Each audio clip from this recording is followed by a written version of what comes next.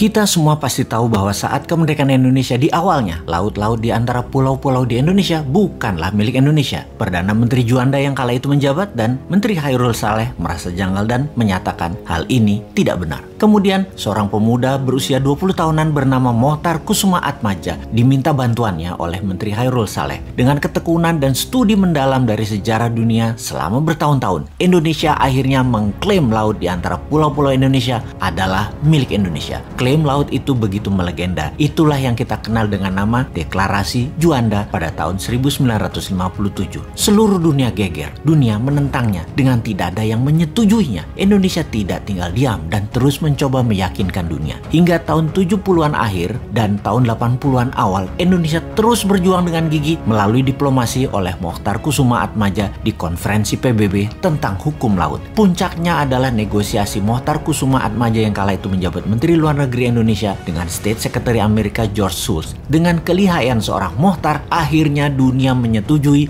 bahwa Indonesia adalah negara kepulauan dan laut di antara pulau-pulau adalah laut milik Indonesia. Semua itu tertera dalam putusan Konvensi Hukum Laut UNCLOS atau United Nations Convention on the Law of the Sea. Waktu berjalan hingga lebih 30 tahun saat ini, di mana baru-baru ini seorang pakar hukum laut Profesor Myron Norquist menyatakan dulu ada seorang Indonesia yang bernama Mohtar. Ketika dia bicara, semua orang bergetar. Salut dan respek kita untuk pahlawan maritim Indonesia, Bapak Mohtar Kusuma Atmadja. Kemudian kita harus bagaimana? Ketika nanti Newmind mendapat mandat, perjuangan Pak Mohtar Kusuma Atmadja akan kita lanjutkan dengan lobi tingkat dunia. Deklarasi Juanda dilanjutkan dengan deklarasi daulat maritim, di mana seluruh kapal baik komersial, kapal pribadi maupun militer yang melewati laut di tengah pulau-pulau Indonesia, terutama kapal niaga, harus bayar asuransi. Asuransi senilai 0,5% dari nilai barang yang diangkut. Ketika telah membayar pajak, ada bendera dinaikkan di ujung tiang kapal tersebut, semacam materai yang artinya sudah taat bayar cukai asuransi Indonesia. Dunia akan marah, ya iyalah, tapi kita harus bisa bagi-bagi permen. Kita harus pandai berbagi. Singapura dan Malaysia misalnya dapat 5-10%. Amerika dan Tiongkok dapat 10-20%. Indonesia ya tetap dapat 60-70%. Inilah misi Indonesia baru yang akan membuat Indonesia berdaulat. Semua itu berbeda dengan yang menjabat saat ini. Konsep bernegara yang tidak bergantung uang asing seperti yang dikerjakan pejabat penuh prestasi yang katanya adalah pejabat satu-satunya yang paling pinter urusan keuangan, yang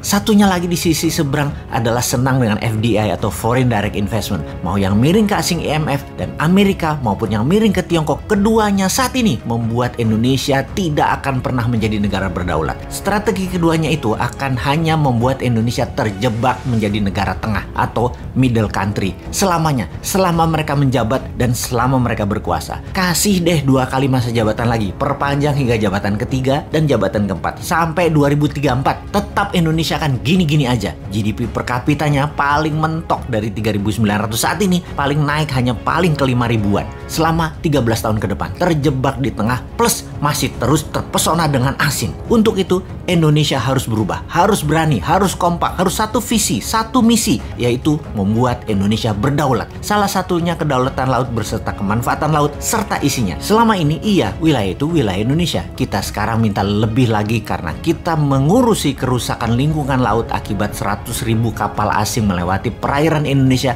tanpa kita dapat benefit apapun, terutama benefit finansial. Kita tekor. Sahabat muda, zaman berubah cepat. Indonesia harus lebih dihargai. Pak Mohtar adalah pahlawan maritim Indonesia dan kita akan lanjutkan perjuangan beliau. Ambil kedaulatan laut dengan membuat semua yang melewati bayar cukai asuransi. Diharapkan dengan nilai barang 2.000 billion atau 2 triliun dolar, 0,5%-nya kurang lebih Indonesia mendapat 200 triliunan rupiah per tahunnya. Lumayanlah buat nyicilin hutang pejabat lama yang bisanya ngutang dengan etalase membangun pakai dana asing plus dilengkapi pasukan media buzzer sebagai alat pembenaran agar terlihat sukses. Intinya semua yang dikerjakan sekarang yang penting jadi sohor dan populer. Hutang kan yang bayar Newmind nantinya.